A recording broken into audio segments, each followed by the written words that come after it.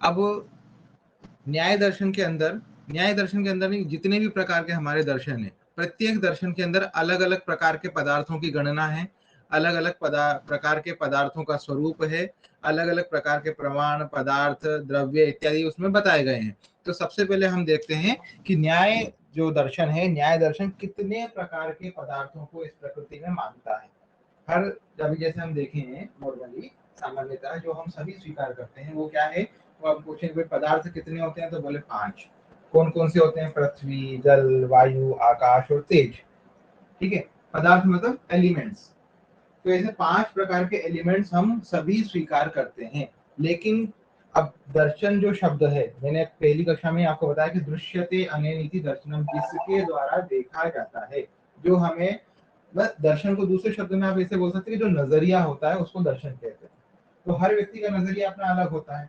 उसी प्रकार न्याय दर्शन को मानने वाले जो लोग हैं, उनके नजरिए से, उनकी दृष्टि से, उनके दर्शन से पदार्थ कितने प्रकार के होते हैं। तो देखिए कारिका लिखी है, क्या लिखा है? उद्देश्य प्रकरणम, उसके नीचे लिखा है पदार्थाः कति कानि च तेषाम नामानि, के पदार्थ कितने हैं, कौन से हैं और उनके नाम क्या क्या हैं, ये वो आगे बताने वाले हैं। तो देखिए क्या कारिका है? द्रव्य गुण कर्म सामान्य विशेष समवायाभावः सप्त पदार्थाः। द्रव्य गुण कर्म सामान्य विशेष समवायाभावः सप्त पदार्थाः, कि भाई ये जो है 7 प्रकार के पदार्थ हैं। कौन कौन से? तो देखिए उन्होंने नाम बताया। द्रव्य, पहले पदार्थ का नाम क्या बताया उन्होंने? द्रव्य। दूसरे पदार्थ का नाम गुण, तीसरा कर्म, चौथा सामान्य, पांचवा विशेष, छठा समवाय और सातवां अभाव। ऐसे आप अपने पुस्तक में, अपने नोटबुक में लिख लीजिए कि न्याय दर्शन में 7 पदार्थ होते हैं। न्याय दर्शन मध्ये 7 पदार्थ आहे।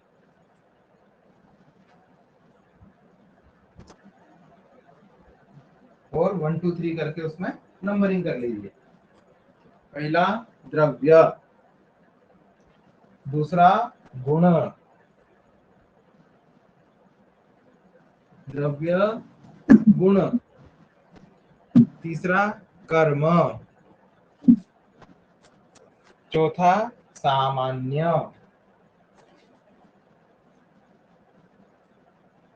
पांचवा विशेष, छठा समवाय और सातवां अभाव। तो इस प्रकार से 7 पदार्थ इसके अंतर्गत माने जाते हैं। द्रव्य गुण कर्म सामान्य विशेष समवाय और अभाव।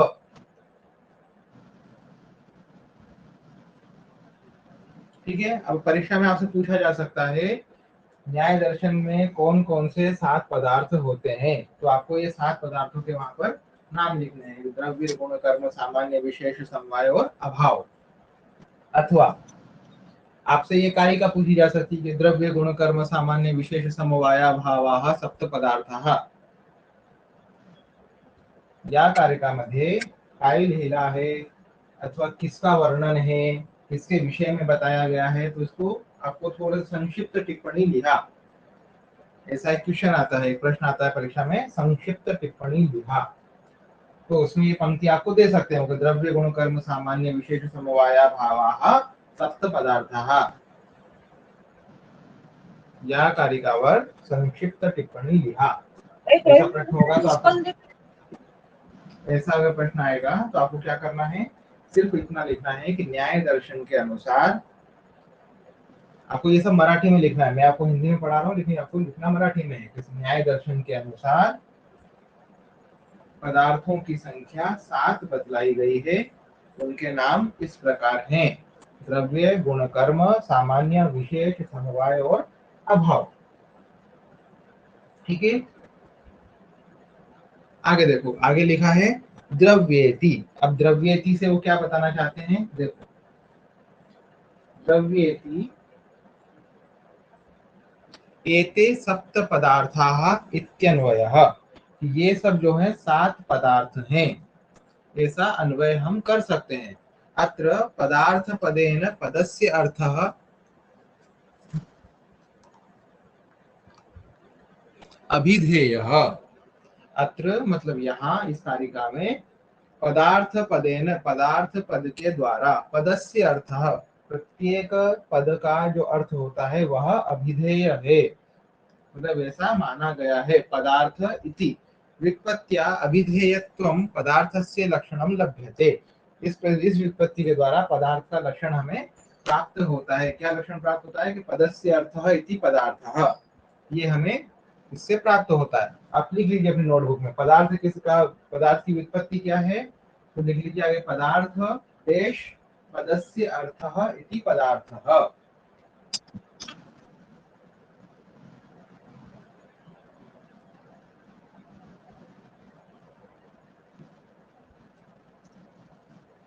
पदस्य अर्थः इति पदार्थः।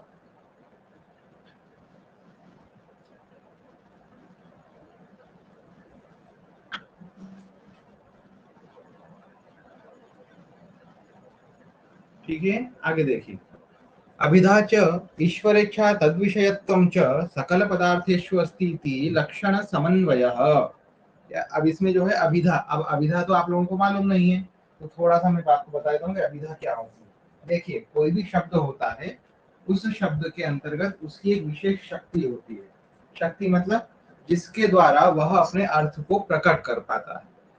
ठीक है, तो प्रत्येक शब्द के अंदर एक ऐसी शक्ति होती है जो उसके अर्थ को निकाल करके हमारे सामने प्रकट करती है, जिसके द्वारा हम शब्दों के अर्थ को जान पाते हैं। ठीक है, तो ऐसी जो शक्ति है वह 3 प्रकार की होती है। उसका नाम है अभिधा, लक्षणा और व्यंजना। ठीक है, अभिधा शक्ति क्या कहती है, अभिधा शक्ति का मतलब होता है जो शब्द को सुनने पर डायरेक्ट हमें कोई ना कोई अर्थ बता दे, ऐसी जो शक्ति है उसे हम अभिधा कहते हैं। फिर शब्द सुनने के बाद अगर हम मान लीजिए जो हमें डायरेक्ट कोई अर्थ नहीं लग रहा है, हमें किसी अन्य सहारे की आवश्यकता हो रही है, ठीक है, तब जाके अगर हमें अर्थ पता लग रहा है तो उसको लक्षणा कहेंगे। और जब एक ही शब्द से 2 अलग अलग अर्थ प्राप्त हो रहे हैं, तो जो पहला अर्थ होगा वो तो अभिधा होगा और दूसरा अर्थ जो हमें मिलेगा वह व्यंजना कहलाएगा। तो इस प्रकार से 3 प्रकार की शक्ति होती है। ये सब आप सेकंड ईयर में पढ़ेंगे। सेकंड ईयर में जो आपका काव्य प्रकाश नाम की एक पुस्तक आएगी आपको साहित्य शास्त्र की, वो आपको पढ़ने को मिलेगी। ठीक है, उसके अंदर आप पढ़ेंगे अभिधा, लक्षणा, व्यंजना, 3 प्रकार की शक्तियां आपको देखने को मिलेंगी। थोडंसं बोर्ड आहे ना, इकडे करपत जाईल, पण इकडे काही काम नाही आपल्याला, इकडे जास्त काम आहे। अभी सिर्फ आप इतना देखिए कि यहाँ पे उन्होंने अभिधा की बात की। अभिधा मतलब कि शब्द सुनते ही जिस अर्थ को हमें पता लग जाए। जैसे मान लीजिए मैंने एक शब्द बोला राम, राम शब्द बोलते ही आपके मन में, आपके दिमाग में कैसा एक चित्र उत्पन्न हुआ, भाई धनुषधारी राम, अथवा सीता के जो पति हैं वो राम, अयोध्या के जो राजा हैं वो राम। ठीक है, तो राम शब्द सुनते हमें जिस प्रकार के अर्थ की प्राप्ति हुई उससे हम कहेंगे अभिधा से प्राप्त हुआ अर्थ, तो उसी को कहते हैं अभिधेय। ठीक है, तो अभिधेय जो पदार्थ है, मतलब अभिधा के द्वारा जो अर्थ हमें प्राप्त होता है उसे अभिधेय कहते हैं। हम इसी के लिए देखो यहाँ बता रहे हैं कि अभिधा च ईश्वर इच्छा तद विषयत्वम च, कि अभिधा जो होता है, होती है, वह ईश्वर इच्छा के द्वारा होती है। ईश्वर इच्छा मतलब कि जो स्वतः सिद्ध होती है। ठीक है, उसके लिए हमें किसी अन्य प्रकार के प्रयोजन की, अन्य प्रकार के साधन की आवश्यकता नहीं होती।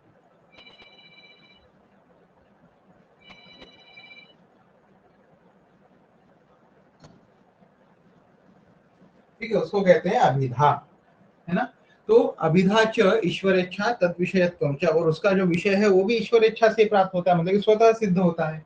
हमारे राम बोलने से अपने आप आपको राम की छवि दिमाग में आ गई, उसके लिए मुझे कोई आपको फोटो दिखाने की आवश्यकता नहीं हुई, या फिर कोई विशेष प्रकार का आपको प्रकरण बताने की आवश्यकता भी नहीं पड़ी।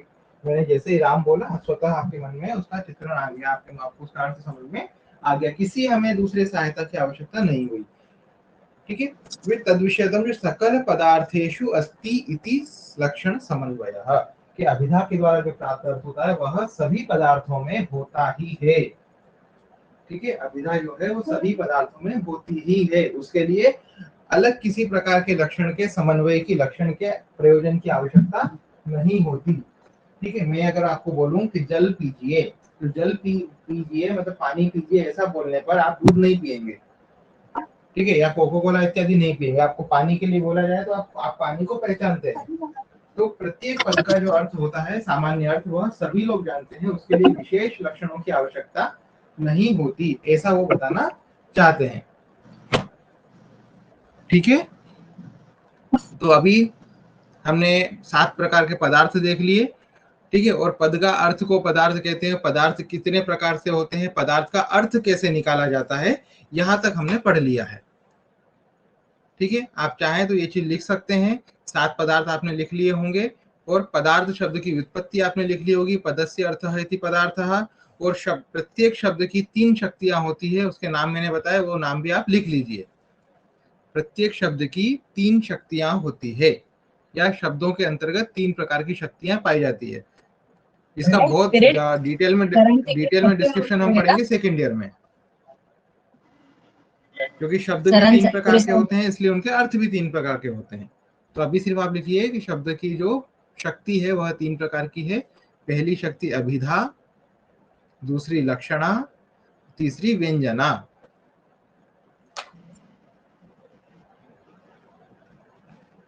अभिधा, लक्षणा और व्यंजना।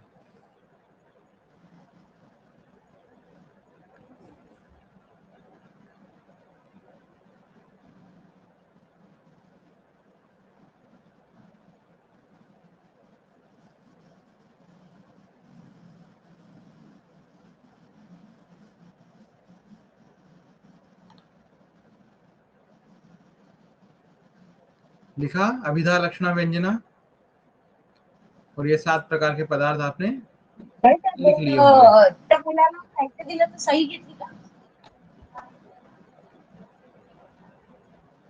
ठीक है, आगे देखते हैं।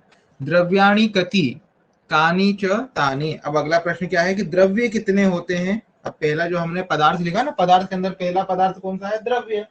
तो हमको बताना है कि द्रव्य कितने प्रकार के होते हैं, कौन कौन से होते हैं और उनके नाम क्या है। तो उसकी कारिका देखो क्या है, तत्र द्रव्याणि, इसमें द्रव्य है कौन कौन से, पृथ्वी तेजो वायव्याकाश काल दिक् आत्म मनांसी नवैव। 9 प्रकार के द्रव्य होते हैं, पृथ्वी तेजो वायव्याकाश काल दिगात्म मनांसी नवैव। अब इन सबको अलग अलग करके देखेंगे हम। तो पहला द्रव्य है पृथ्वी, लिख लीजिए 9 प्रकार के द्रव्य होते हैं। परीक्षा में आएगा द्रव्य कितने प्रकार के होते हैं, तो आप लिखेंगे 9 प्रकार के। द्रव्य किती प्रकार आहे, 9 प्रकार आहे, प्रश्न होते। झालं का तुझं? चल तिकडे. झालं का तिचं? झालं नाही? 9 प्रकार कौन कौन से, पहला पृथ्वी, पहला प्रकार पृथ्वी। दूसरा प्रकार जल, इसमें जो अप शब्द आया है, पृथ्वी अप, तेज, वायु, आकाश, काल, दिक्, आत्म, मन। इस प्रकार से 9 प्रकार उन्होंने बताए हैं।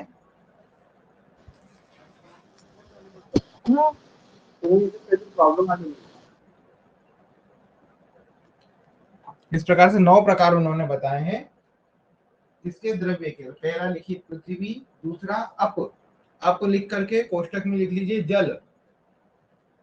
दूसरे प्रकार का नाम है अप, अ और प में हलंत लगाना है, अप।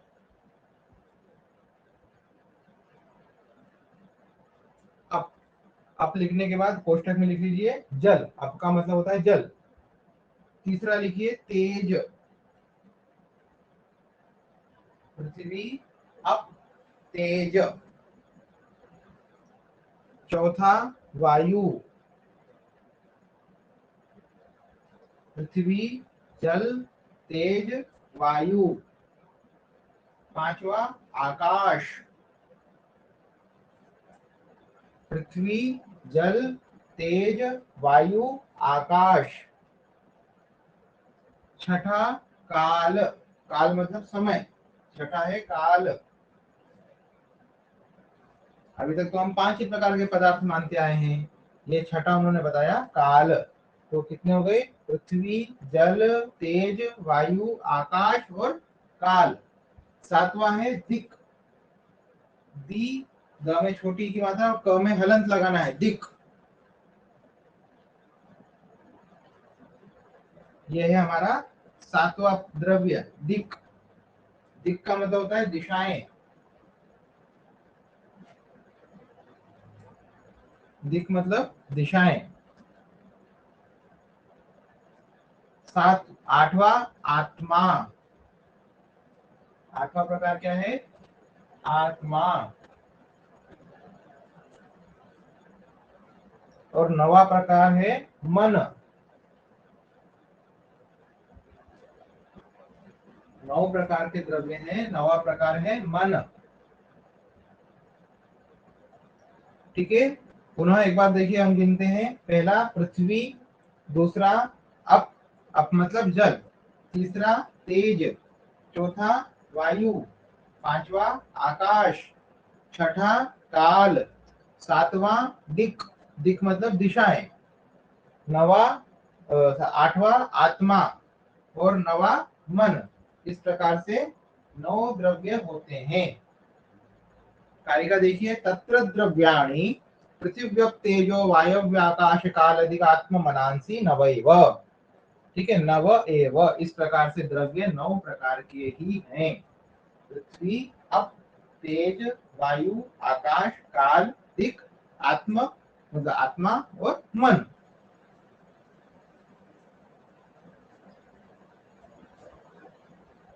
लिखा आपने?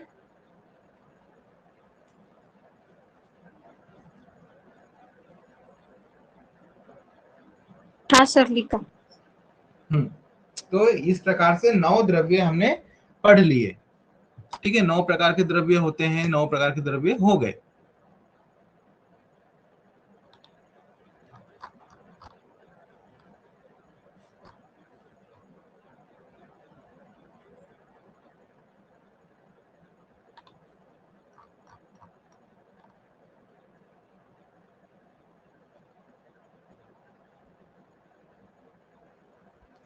अब इन्हें 9 प्रकार के द्रव्यों में देखिए, नीचे कारिका आती है, आपकी पुस्तक में होगी।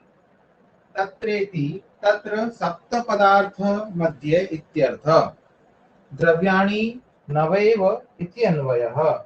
एवं तत्रेति पदं 24 गुणाः इत्यादिना अपि अन्वेति। द्रव्यत्वजातिमत्वं, गुणवत्वं, समवायी कारणत्वं वा द्रव्य सामान्य लक्षणम। ठीक है, अभी क्या बताना चाह रहे हैं? तत्रेति की यहाँ पे जो तत्र शब्द का प्रयोग किया ना, तो तत्र क्यों बोला उन्होंने? तत्र द्रव्याणि ऐसा क्यों बोला? डायरेक्ट भी बोल सकते थे कि द्रव्याणि नवैव पृथिव्यप तेजो वायव्य आकाश काल अधिगात्म मनांसी। ठीक है, लेकिन वहां पे तत्र लगाने के पीछे क्या कारण है उनका? तो बोले तत्र का मतलब है कि तत्र सप्त पदार्थयोर मध्ये इत्यर्थः, कि कुछ दर्शन ऐसे हैं जो कि केवल 7 ही पदार्थ मानते हैं, जैसे कि वैशेषिक दर्शन है ना, वहां पर वो 7 ही पदार्थों को मानते हैं, 7 ही प्रकार के द्रव्यों को मानते हैं। बोले उनके अंतर्गत जो 7 पदार्थ उन्होंने माने हैं, उनमें ये भी समाहित हो जाते हैं। हमारे द्वारा माने गए जो 9 पदार्थ हैं, ये भी उनमें से ही लिए गए हैं। द्रव्याणि नवैव इति अन्वयः, हमने द्रव्यों के अंतर्गत उनको माना है। ठीक है, अब यहाँ पर जो तत्र उन्होंने शब्द लिया है, अब इससे पहले जो हमने द्रव्य देखे, पदार्थ देखे ना 7 प्रकार के, उन 7 पदार्थों में से जो पहला द्रव्य है, उन 7 पदार्थों के ही ये अंश हैं। ठीक है, उन 7 पदार्थों के क्या है? ये अंश हैं। द्रव्याणि नवैव इति अन्वयः, ऐसा वो अन्वय करते हैं। एवं तत्रेति पदम 24 गुणा इत्यादि नाम अपि अन्वेति। यहाँ पे जो तत्र शब्द है, ये केवल 9 प्रकार के द्रव्यों को ही नहीं बताता, उसके बाद जो हम गुण पढ़ने वाले हैं, तो गुण कितने प्रकार के? 24 प्रकार के गुण हम पढ़ने वाले हैं, ये उनका भी अन्वय करता है। द्रव्यत्वम, जातिमत्वम, गुणवत्वम, समवायी कारणत्वम वा द्रव्य सामान्य लक्षणम। ये जो द्रव्य शब्द है, इस द्रव्य शब्द से केवल ये जो 9 प्रकार के हैं द्रव्य, इनको ही नहीं गिनना है, उसके अलावा जो उनमें गुण आने वाले हैं 24 प्रकार के, उसके अलावा जो समवाय कारण उसके अंदर आने वाले हैं, ये सभी चीजें द्रव्य के लक्षण के द्वारा, जैसे हमने द्रव्य का लक्षण किया है, द्रव्य की हमने परिभाषा की है, उसी प्रकार हम अन्य चीजों की भी आगे चल के परिभाषा करने वाले हैं। मतलब क्या है? देखो, सीधा सीधा हम समझते हैं इसको, कि अभी हमने ऊपर ये पढ़ा 7 प्रकार के पदार्थ, कौन कौन से? द्रव्य, गुण, कर्म, सामान्य, विशेष, समवाय, अभाव, ये हमने 7 प्रकार के पदार्थ पढ़े। अब इन 7 पदार्थों में से जो पहला पदार्थ हमारा था उसका क्या नाम था? उसका नाम था, देखिए, द्रव्य। ठीक है। अब ये जो द्रव्य नाम का पदार्थ है, इस द्रव्य नाम के पदार्थ को उन्होंने एक्सप्लेन किया और एक्सप्लेन करके बताया कि भाई द्रव्य जो है 9 प्रकार के होते हैं। जैसे पदार्थ उन्होंने बताया कि पदार्थ 7 प्रकार के होते हैं, उनमें से जो पहला पदार्थ द्रव्य है वह 9 प्रकार का होता है। तो जिस प्रकार द्रव्य को हमने एक्सप्लेन किया है, उसी प्रकार एक एक करके गुण के 24 प्रकार, ठीक है, कर्म के अलग अलग प्रकार, ठीक है, सामान्य विशेष के प्रकार, समवाय और अभाव के प्रकार, ये सभी हम इसी द्रव्य के समान, जैसे हमने द्रव्य का एक्सप्लेनेशन किया है, उसी प्रकार हम बाकी सब का भी एक्सप्लेनेशन आगे चल के करेंगे। आगे पुस्तक के अलग अलग जो विषय हैं उनमें आगे चल के प्रत्येक एक एक चीज का उसमें विश्लेषण होगा। ठीक है, उसी के लिए उन्होंने बोला वहां पे समवायी कारणत्वम वा द्रव्य सामान्य लक्षण, जैसे द्रव्य का हमने सामान्यतः लक्षण किया है, उसी प्रकार हम अन्यों का भी इसी प्रकार से लक्षण करेंगे। ठीक है, तो आज की कक्षा हम यहीं पे पूरी करते हैं, हमारे द्रव्य तक। इतनी चीजें आप लर्न कर लीजिए, पढ़ लीजिए, अच्छे से याद कर लीजिए। अगर किसी भी प्रकार की समस्या होती है तो कल जब हम कक्षा आरंभ करेंगे, ठीक है, उससे पहले आप 5 मिनट 10 मिनट के अंदर ये सारे क्वेश्चन आप पूछ सकते हैं। ठीक है, अस्तु, नमो नमः, पुनर्मिलामः।